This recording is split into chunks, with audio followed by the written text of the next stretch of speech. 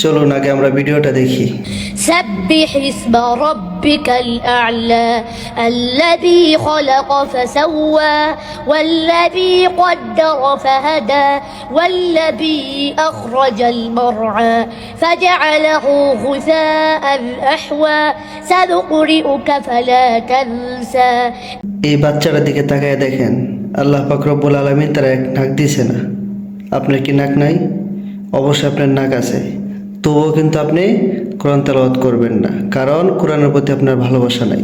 যদি কোরআনের প্রতি আপনার ভালোবাসা থাকতো, যদি আপনি কোরআনকে মহব্বত করতেন, তাহলে অবশ্যই আপনি কোরআন তেলাওয়াত করতেন। এখন আমরা কোরআনের চাইতে বেশি গান বাজনা এইগুলোতে বেশি ঝুঁকে গেছি। এই জন্যই আল্লাহ তাআলা আমাদের উপরে গজব নাজিল করে।